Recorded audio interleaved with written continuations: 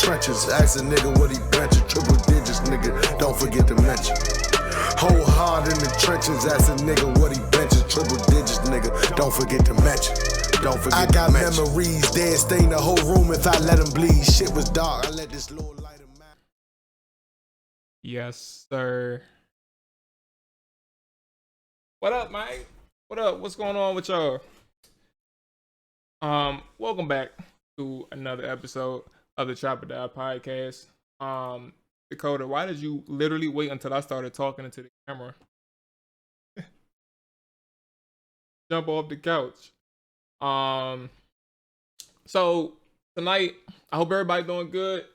Everybody ends up tuning in live. Everybody that's listening, I hope everybody's all right, man, out there. Let me go ahead. This side started.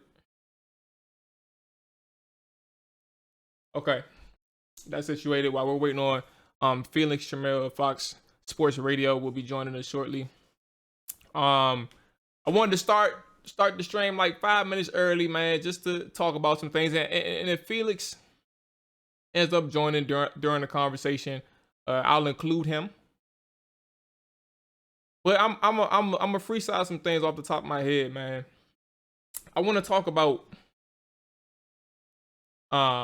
something that was going on. Let me scoot the mic a little bit closer.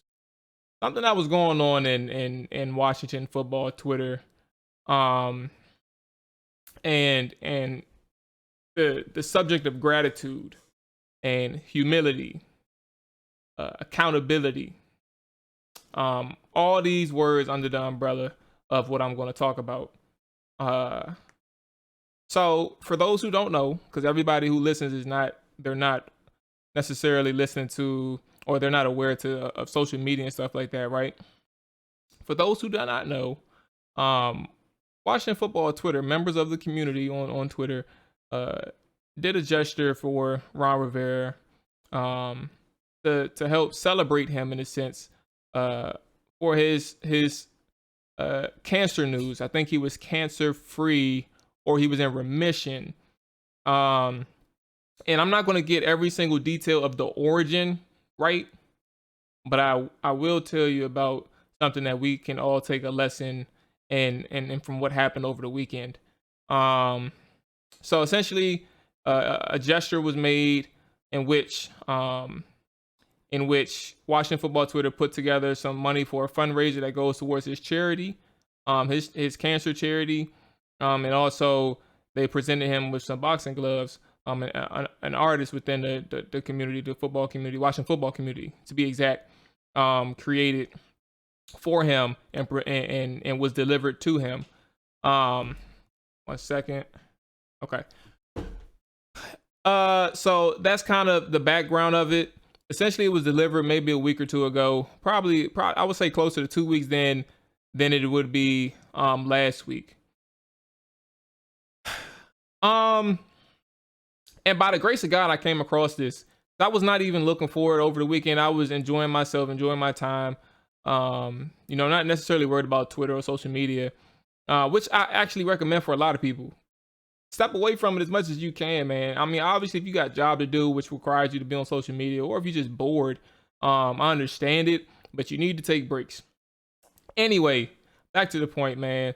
Just essentially, I came across a tweet. That's the background, right?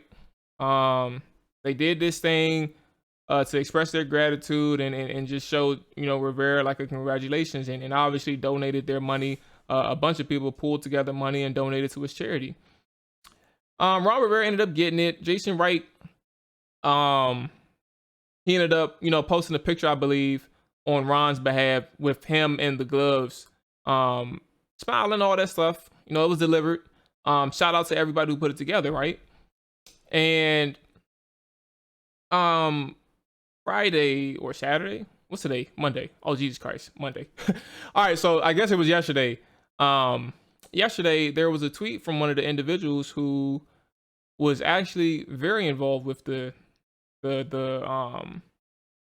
organizing or creativity, that the artistic side of things, and just said flat out on Twitter he felt like it was a waste of time, a waste of his time, and a waste of everybody's money essentially because he didn't get a thank you. And I don't know where we go from here because Dakota, relax. I don't know where we go from here because there's a lot of things wrong with the origin of the story, but then again, how everything was handled right after that. And before I even continue, obviously, because you all aren't going to see my side, I'm going to go ahead and switch it to the Skype side. We got the big dog in the building, Felix Trammell. Felix, man, how are you feeling? Let me move this out the way for a second. Felix, man, how you feeling tonight, bro? You doing good? I'm good, man. Glad to be here. Absolutely, How's man. life treating you? Hey, it's real good, man. Look, I haven't ate since 8 o'clock this morning. I just got done with a workout, so I'm as much as I'm looking forward to this conversation. I think you understand. If you haven't ate since 8 o'clock this morning, I'm very much looking forward to this last meal before the night. But I'm doing Yeah. I'm doing good, man. So let me get this intro out the way. For those who aren't familiar with Felix Trammell, like I said briefly, he is a beat writer who covers Washington football team for Fox Sports Radio. But also he has a lot of things going on in his bio, and it's not nothing wrong with that. It's very impressive. And he's a noob. For those who aren't familiar with the noob side of things, if that doesn't raise an eyebrow, or if it does, noob is some Greek stuff. It's prevalent within the HBCUs, and obviously they have them outside. I'm not familiar with the PWIs or anything like that, but clearly all within the HBCUs, man. Skins fan, Wizards, Orioles, Texas Longhorns, Duke basketball. I'm not sure what BCU is. I'm not sure what TCW is. And then the teacher in the ACPS, which I assume is Anne Arundel, I believe. Alexandria City. Okay, Alexandria City. Okay, so where did you end up going to school from? And I will get back to the story for everybody who's asking, or everybody who's wondering if they're listening. I will get back to the story and break some things down. And now that Felix is here, we can discuss it a little bit further because he's familiar with it too as well. But Felix, where'd you go to school at? Well, that bio with all them letters in it. I'm from Alexandria. I went to TC Williams, so that TCW is TC Titans. That's TC Williams, which is now just changed their name to Alexandria City. So I have a bunch of teams that are changing names at the moment. And so I went to college down in Bethune-Cookman. So BCU Bethune-Cookman. I don't know why that didn't register. Okay, that's what's up. It's cool. So yeah, so that I went down there for college. I was in the band down there.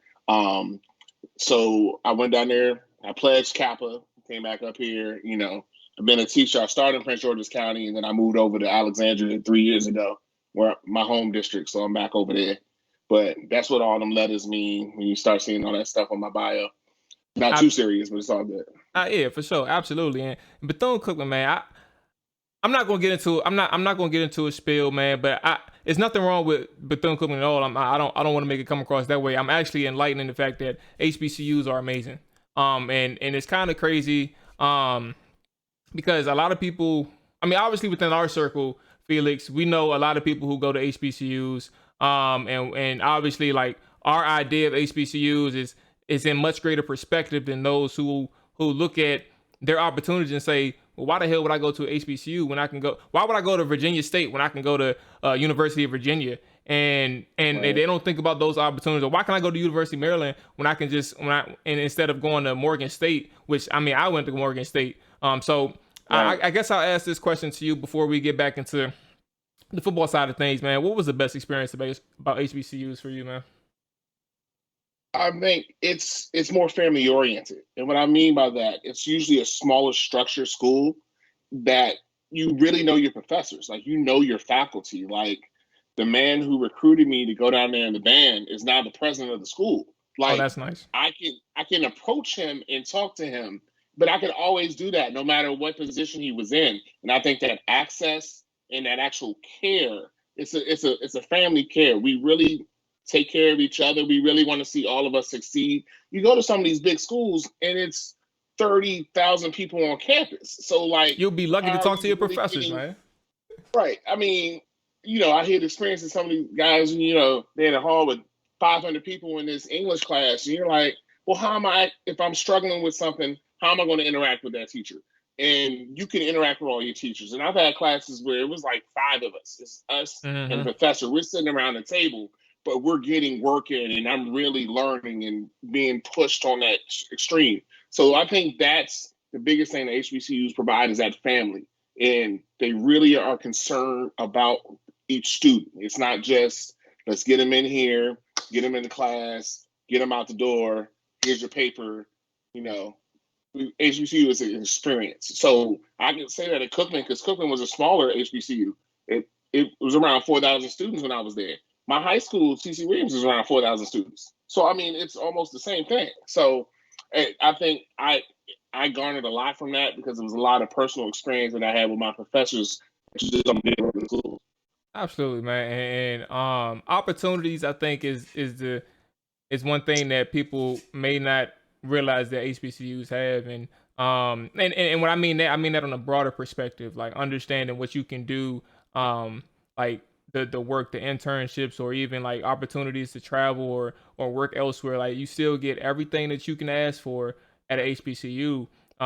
You really just have to believe in, first off, the institution, but also understand the background of HBCUs and understand that there's literally like get that negative stigma out your head, whatever you think that may be, get it out your head, man. And I think to be honest with you at this point, narratives are changing for the better. So I don't want to make it seem like things are bad, but anytime I have an opportunity to first off talk to you or talk to others on this platform or any platform that I have to talk about HBCUs, man, it's an amazing thing.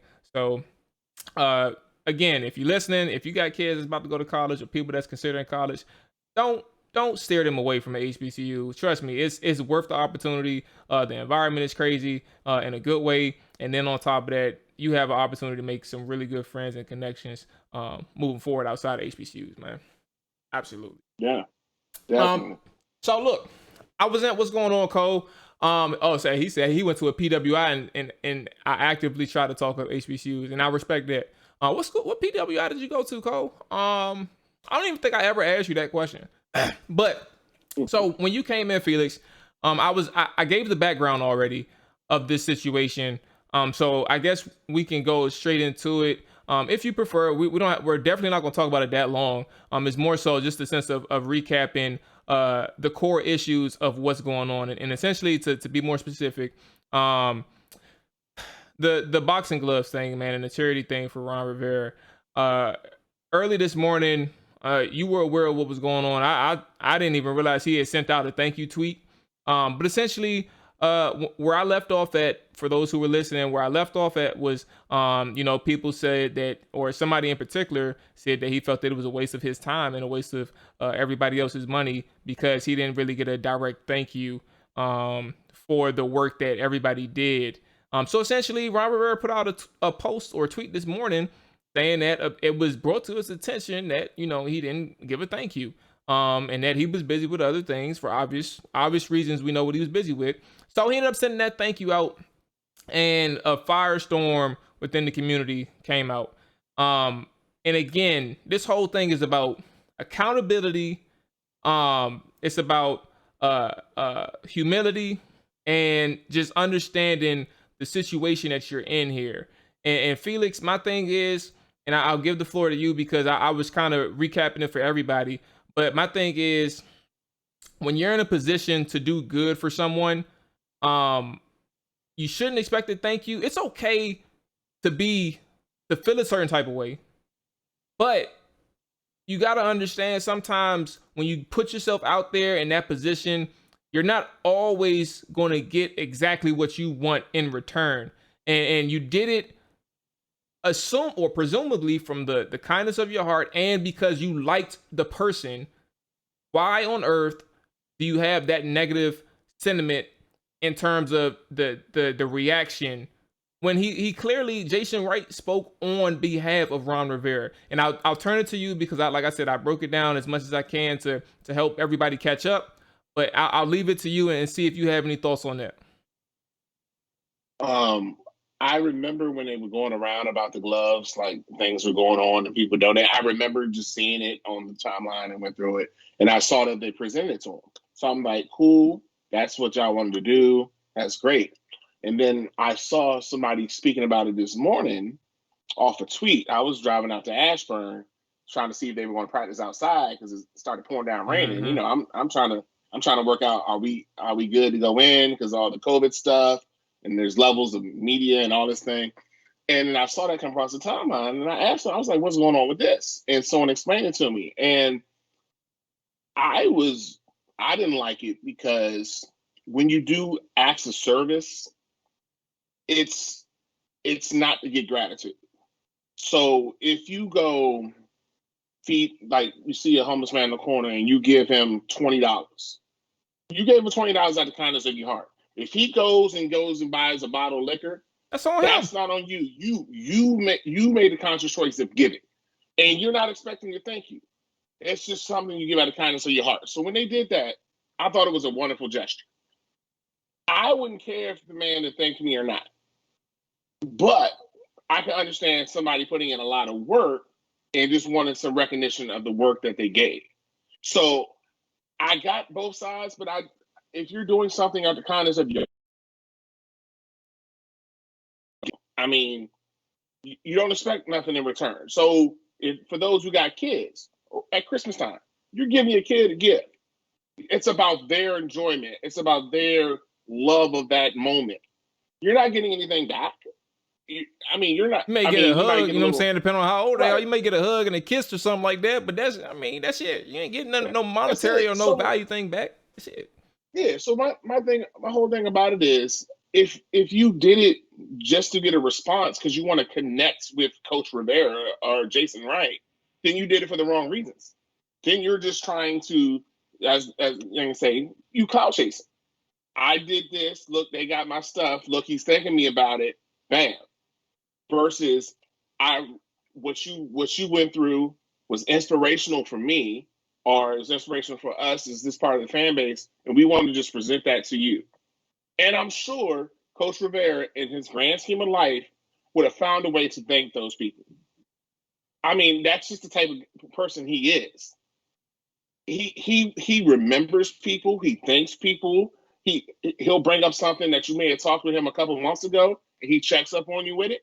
That's the type of person he is. So just because you didn't get that response right away doesn't mean he wasn't going to give you a response.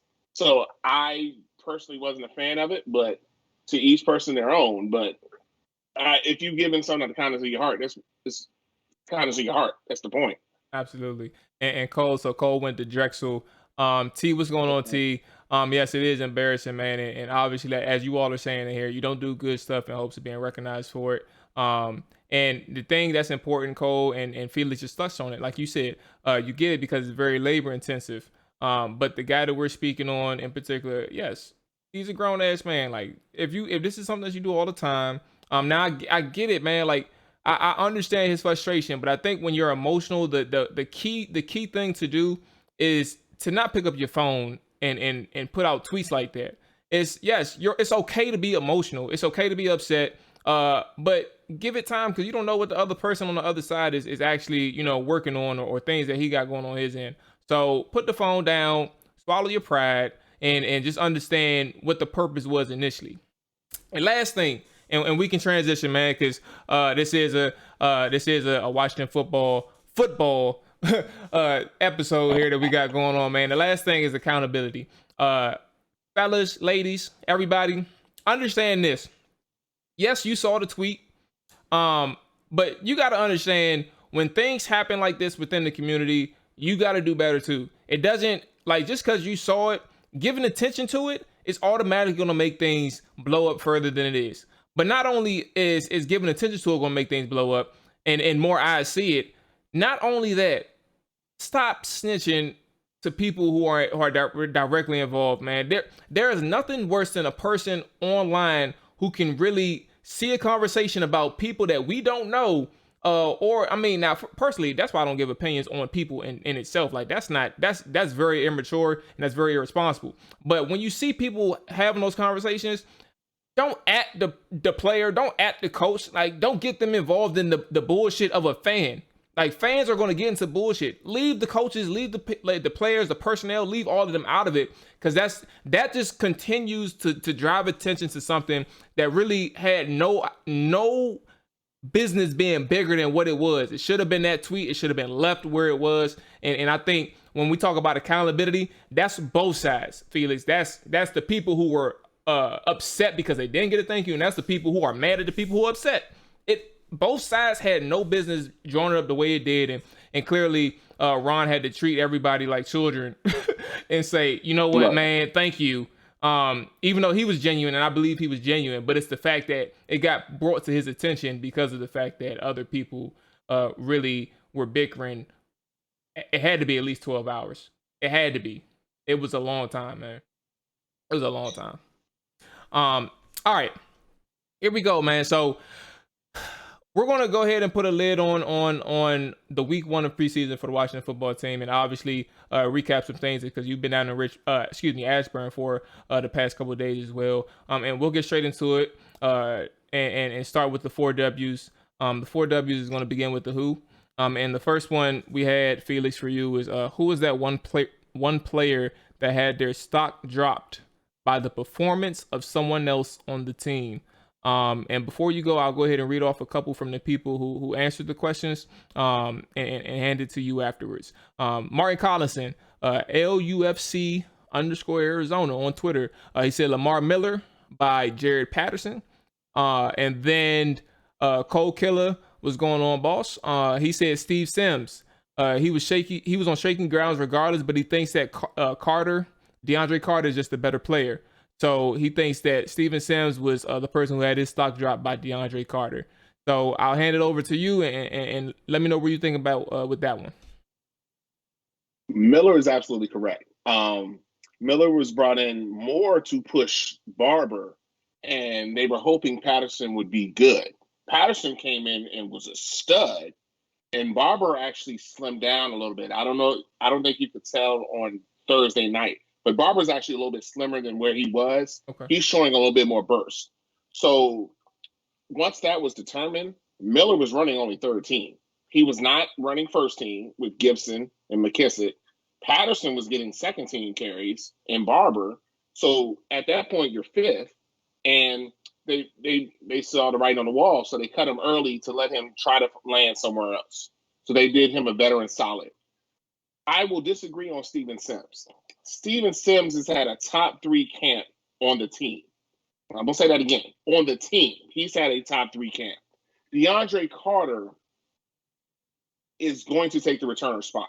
That is pretty much kind of locked in. You can see that first return team, he was the one out there. He's actually shown some good receiver skills as well. Okay. But that's what I was concerned about with the receiving side. He actually is pretty solid as a receiver. He's bigger than you think, too. He's not 6'2", 6'3", but he's a solid 5'11" with long arms. And he actually has receiver potential as well. Where Steven Sims wins is he's one of the few on the offense that knows all 3 positions, the X, the Y, and the Z. So Humphries will be your starting slot. But if something happens to Humphries, that will be Sims in the slot. And then Sims can run outside, too. We don't have many receivers that run all 3 positions. AGG is mostly a Y. He's outside. Same with Cam Sims. Same with But Cam is capable of playing in slot though. He's had his opportunities. I don't know, he can. They probably don't want him there. Okay. But he can't. But Sims knows all 3. So I would disagree on that. I think Sims and Carter are both going to make the roster, in my opinion. And that's going to leave AGG kind of in the win. And that's going to be hard. It's essentially Cam Sims and AGG. That's your battle for the last spot right now. Hey, well, you know how I feel about Cam. Like we talked about it for a split second, man. Like, again, I don't think Cam is anything special. We agree on that. I think that the thing with Cam is they trust him more than they would trust any of the other bottom end of the guys who are competing. That includes Steve Sims. But I think what I also don't take into account is something that you literally just said, which is Steve Sims is having a top 3 camp out of everybody on the team, which is eye opener for anybody that's at his position as well. So again, it's always been about competition, and I think the biggest thing that you just talked about is like there's nobody outside of the top 4 really who's guaranteed a spot. But if he's having a top 3 camp, I take that into perspective, and I respect your opinion, and I would say that if that's the case, then he's clearly in the lead. According to what you're saying, he's in the lead outside of all the other guys, including Cam Sims. So the reason I'm saying that, and if people harp on his return aspect, they're like, he muffs kicks, he can't return kicks. If you go back and watch the film last season, he was routinely getting open. We had such subpar quarterback play that he would never see the ball, but he was open.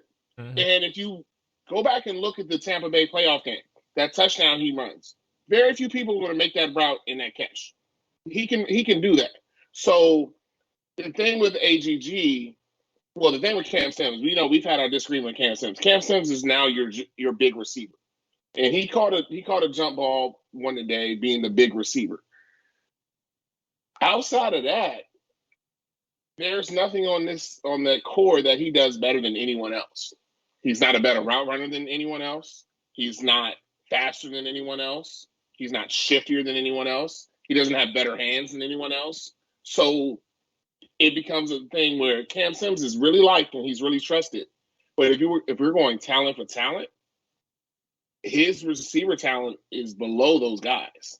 And that's not a knock on Cam. He's an excellent dude. He's worked hard to get where he is. Be honest, that's your opinion. But it's just where that talent level has gotten to in that wide receiver room, because those 4 at the top, I mean, with Terry, Samuels, Humphreys, and Brown, are just light years ahead.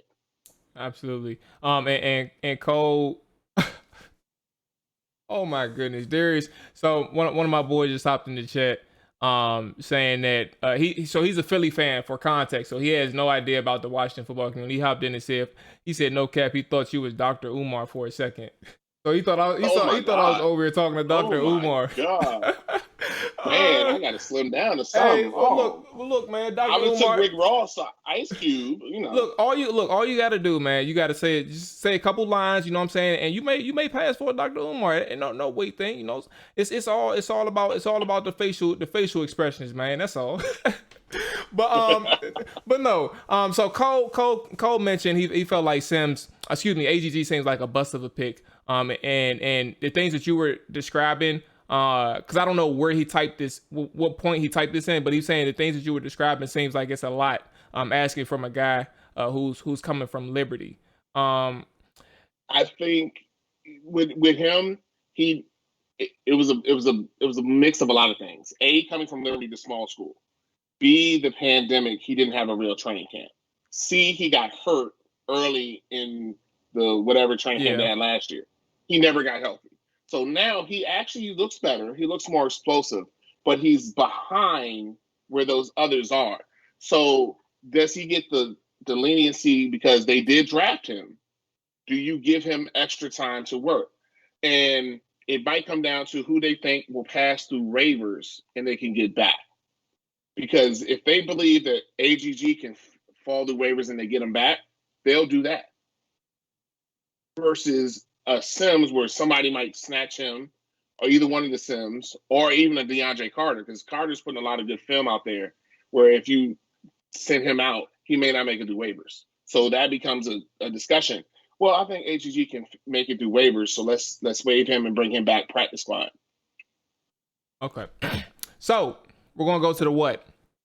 What is a takeaway from the Patriots game that you think nobody's talked about enough? And to help you out, I think, what is this? I have 2 of them.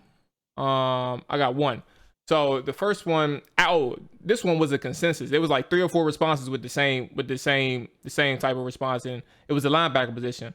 One person in particular, Shooters Dre, he mentioned that he think we'll have some growing pains with Jamin Davis and with Bostic's speed at linebacker again. So growing pains with Jamin, and then obviously Bostic having the speed factor or lack thereof be an issue again. So linebacker issues is something that nobody has talked about enough in his opinion and the opinion of others. Where are you at with this one?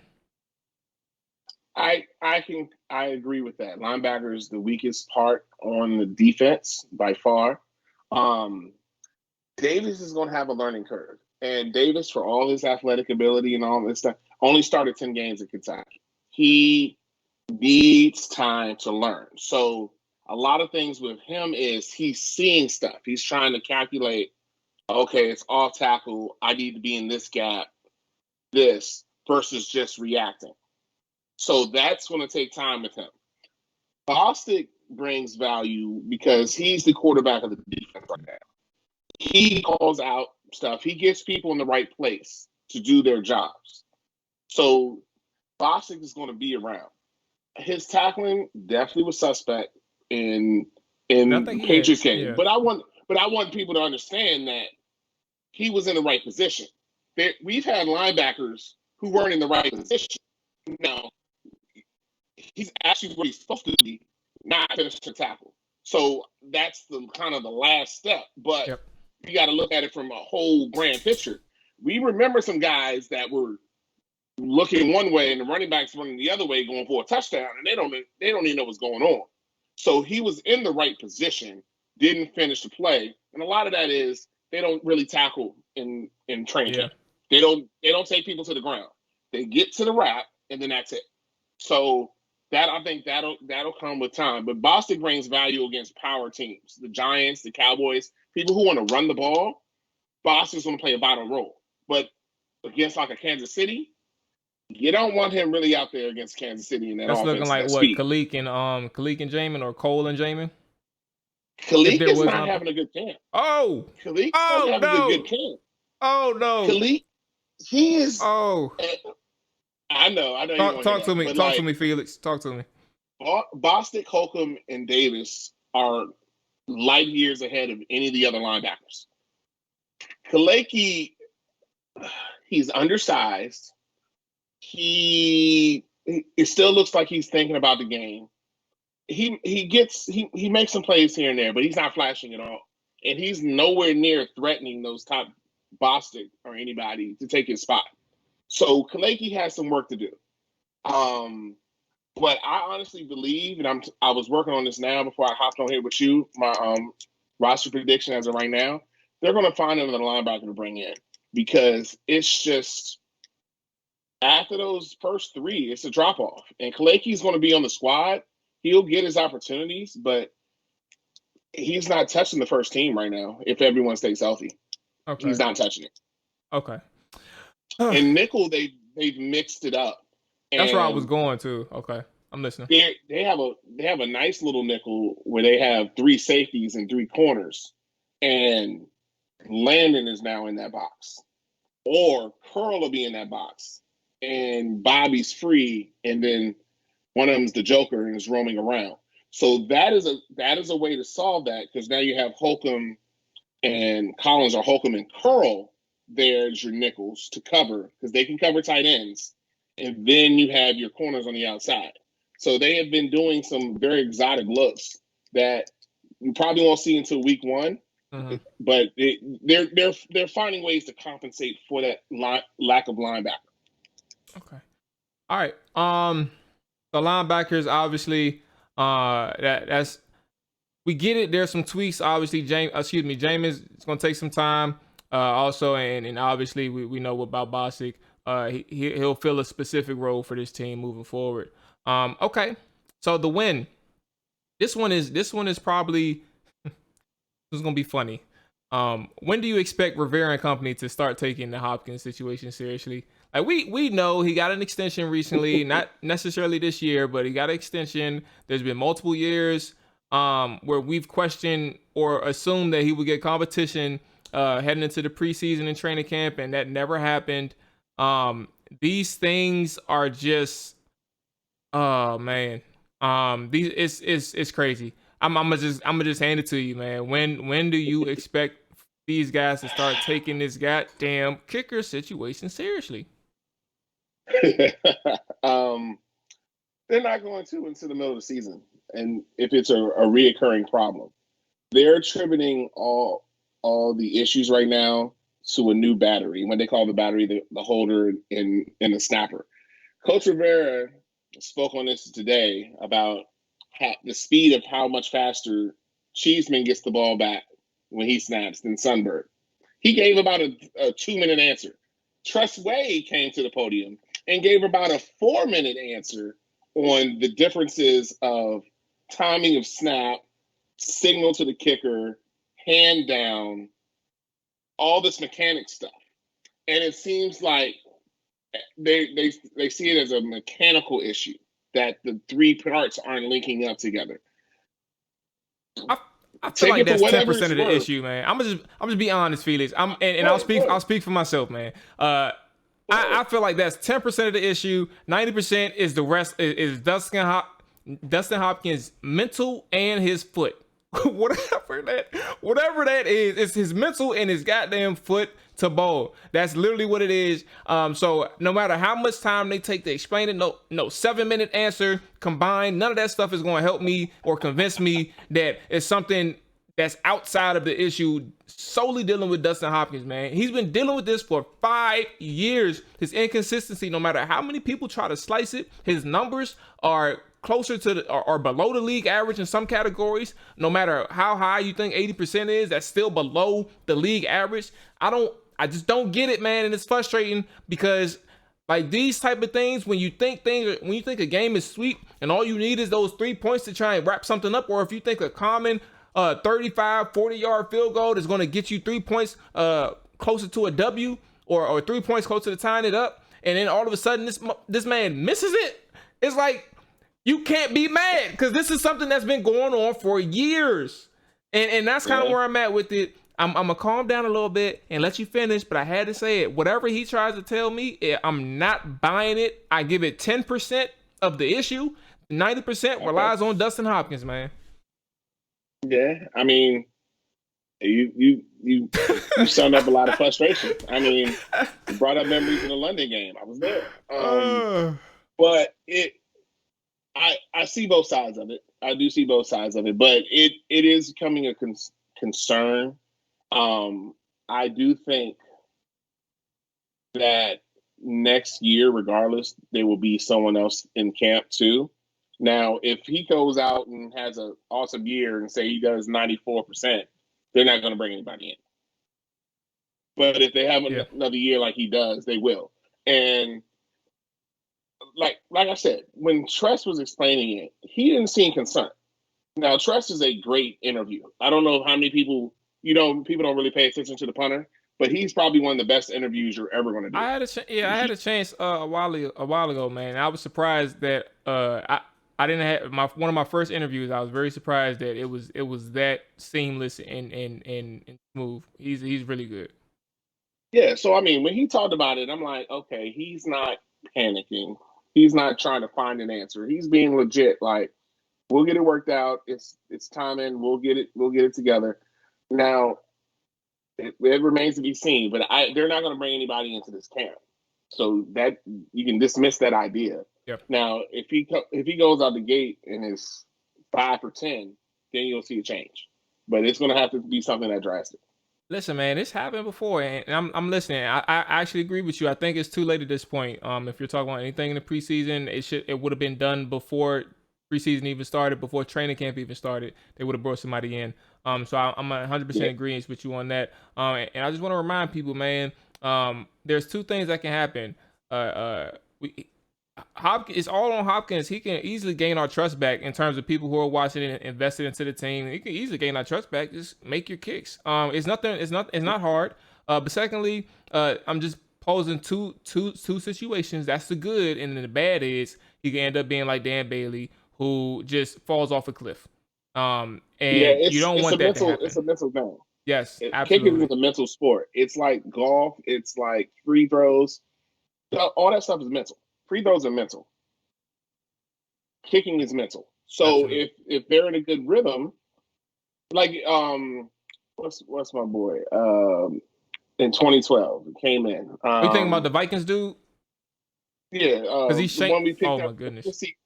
Because remember the Tampa Bay game, like 3 or 4. I can look it up right quick. You said 2012. Yeah, and then we brought him in. He made like 17 in a row. He ended up in Minnesota. He ended up in Dallas. Can't think of his name. I'm looking right at. They picked him up off the street, and he helped him. Dang. Well, continue with your so I can help you out. Continue with your point, and I'll try and find it. Something like that can easily happen, but he was on such a streak. He was just making everything, and Kai Forbath. Somebody and Cole put it in the chat at the same time. Okay, Kai Forbath. Like, shout out to you, Cole. Damn. And he came in and you got to the point where you just knew he was making it. Like the Ravens overtime game. He was like, just getting near the 40. He's making it. And he was, because it was a mental thing. He was in such a groove. So we hope that Hopkins gets into that groove, because we're going to need that. We're going to need that. There's going to be those games or two where we're fighting and we need those 3 points. So it's all incumbent on him to get in the groove. Absolutely. And I can say all the times I watch him in practice and he's making it through the skinny goalpost all day. Like, I'm just sitting here watching him through the skinnies all day. Bam, bam, bam. But if you don't translate to Sunday, then what does it matter what I watched in practice? Maybe an anxiety thing too. If that's the case. But I don't want to jump to conclusions. I don't want to make any assumptions. But it's just interesting because he started off really well here in terms of his career. He started off really well here in Washington, and things changed slowly, but over time things changed, and now we're at this point, man. I hope things change. He's been around for a minute. All right. Yeah. So lastly, the why. Why do you think player X has already locked up a roster spot? And obviously, this is a name your player situation. One of the people who named, we'll go with Cole Killer again. He mentioned Patterson. He has to be on the 53 or he's out because he's not clearing waivers. So that was one person. And I think, who was the other person? Here it is. Shooters Dre mentioned again. He think Ricky Seals-Jones has the 3rd tight end spot, but it probably depends on if they think Samus can sneak on the practice squad. So he did put in a disclaimer. So it's all about Samus and stuff. So where are you at with this question? Why do you think player X has already locked up a roster spot? For the ones you gave, Patterson has locked his up. He can't make it through. He will not make it through waivers, but he's going to be on the 53. Reyes is going to be on this team. It won't be Ricky Seals-Jones. I agree now too. Yep. And Ricky Seals-Jones is running with all the 3s. When they're going first team offense and they bring in 3 tight ends, it's Logan, Bates, and Reyes. Those are your 3. So when they go heavy, that's your 3. And Logan becomes the fullback, and Reyes and Bates are on the line. Reyes is making this team. Ricky Seals Jr. was a health thing for Reyes, and they had to make sure Reyes can grasp concepts, see how he does. Like, if he wasn't ready, then you could stash him and then bring him up later. But he has brought a physicality to blocking that his team hasn't seen since the 80s. And he loves to block and loves to hit. That's what he wants to do. So the pass catching will come along. He has better hands than Sprinkle ever did. Just throw that out there. Oh yeah. So he's learning the game. He's legit learning football in the NFL. Just think of how difficult that is. And what he's works literally too? Learning football at the NFL. And what works too, Felix? To your point, man. You don't see that many people in their very first game, their very first action, be that dominant in the ground game as a run blocker, especially at the tight end position too. And when you look at all of the tight ends as a collective, and you see who stands out at that position as a run blocker, it's only one person. And that's even after only one game. It's one person, and that's Samus Reyes. And you don't want to get rid of that in terms of, I wouldn't say get rid of it, but you don't want to leave the opportunity for somebody else to claim him when he's already on your roster, because you don't have that capabilities in any other tight end. Even Logan Thomas. Logan Thomas struggled last year in the run game as a blocker. I don't know if he's worked to develop. You could probably help me with that one. I don't know if he's worked anything in the offseason or anything to help him as a run blocker. But Samus clearly stood out from the immediate jump and kind of bolstered himself in position to make that team, even if it's not as a pass catcher, a run blocker for sure. I mean, if you see him, and you got to see him, Chase and Montez are big dudes. Reyes has wrestler arms. You remember Scott Steiner? You remember Hulk Hogan when the big guy? See, Reyes' arms are so massive that when his jersey and pads are so wide, so like he gets a base, it's over because you're not going around him. I've seen him lock up Montez and Chase a couple of times where he's gotten underneath them and they can't get around him, and he's walling people off. Now, I'll say this: Bates is a good tight end.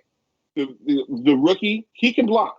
He's not as physical as Reyes because that's kind of a physical impossibility just how Reyes is built. Yeah. But Bates is a good blocker too. So they have two young guys who are really willing to block and get their nose dirty, which is going to help Gibson, which is going to help Cosme on the edge. They can do a lot more pulling stuff with Schweitzer because that's what Schweitzer's at his best as a pulling guard. Sheriff as well. Now that gives you options in that run game that you didn't necessarily have last year because your tight ends can help you seal the edge. So you had to go up. You had to go up to 8. You had to go up to 12. Teams were key on that. So all that works hand in hand. But Reyes has definitely locked himself on this team. I would say that now. He's locked himself on this roster. And Ricky Seals-Jones was an insurance policy. That's really encouraging, man. Because from a position that he was in heading into training camp, understanding he really didn't know the game, and just seeing him in the game and transitioning from like, shoot, if I'm not gonna be able to catch the ball as cleanly, I'm gonna show off in other aspects, and that's really good to see, at least in his first outing. So that's one person I'm definitely looking forward to seeing these next 2 games, man. All right, hey Felix, man, I appreciate your time. We're gonna wrap it up with a couple quick fire questions. Is just your observations from Ashburn, and obviously what you want to just one thing or a couple things that you want to see against the, I think, Cincinnati Bengals that they play this Friday. So first and foremost, anything. Anywhere you want to take this question, just some key takeaways from practices, post New England game. What are some things that you've been seeing recently? There's a seriousness about practice that was never present under the last coaching regime. There's a energy, there's a hustle. People, they run between breaks. Helmets are on a line, lined up. Everyone's moving as a unit. So after that loss, quote unquote loss, the team came back with focus. All right, we need to work on this blocking scheme. We need to work on pushing the ball down the field. So all Sunday was pushing the ball down the field. Let's give our receivers chances. And they threw a couple interceptions, but they were throwing the ball down the field. That's how Brown makes plays. That's how Terry makes plays. That was a concerted effort. Is that the practice where Heineke threw the 5 interceptions or something like that? Yes. Okay, and I'm glad I asked that because I wanted to get clarity on where this was going. There was a lot of talk about him, and I was critical too about him just not performing well in practice. But if that's, like, you explained it really good in terms of just understanding the focal point of that practice and what they wanted to get out of it. Okay. Yeah, so I mean, they were pushing the ball down the field. Fitz had an interception too. Kyle Allen was by far the worst. Heineke was trying to give it spots, give it to receivers to get chances, but DBs were making great plays. I mean, jumping routes, and Troy Apke was jumping routes, snatching ball from people. I mean, it was such an aggression from the defense that day, especially the secondary. They really strapped up. So today was more of a focus on he wanted to practice in the rain, see who was competing, who was really working hard in the rain. And they did. They went one-on-one drills, receivers and DBs in the rain. See who really wants to work. And sometimes the offense won, sometimes the defense won. But the competition is there. So going into this game, Cincinnati's not in a good place right now. They're not going to play Burrow. So you're going to get a backup quarterback. I need the defense just to be solid. Do what you're supposed to do. Just, get first team a couple series and get them off the field. The offense, just want to see the first team offense put it in the end zone. Yes. I think they put it in the end zone there because they're being vanilla, but I just want them to put it in the end zone just for the confidence sake. Just get down the field, score once, get down the field, score twice, sit them down. Because Cincinnati is playing this like this is a first preseason game with not a lot of starters, there's no need to run our starters that much as well. So that's what I'd want to see. Also, I want to see Kyle Allen under game conditions because he hasn't been healthy. To me, he's not healthy. And he's been trying to get himself back to compete.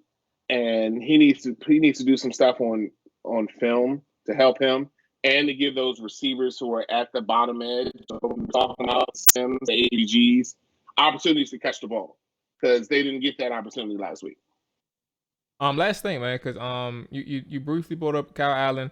Assuming that he does find a way to be healthy, or he's at least 90% healthy, assuming that he's 90% healthy to the Cincinnati game and moving forward, can he challenge Taylor Heineke for that number 2 spot? And does it mean anything in terms of anyone possibly losing, actually like not being on the team as a result of a QB2 competition? I've said they're going to keep 2 quarterbacks.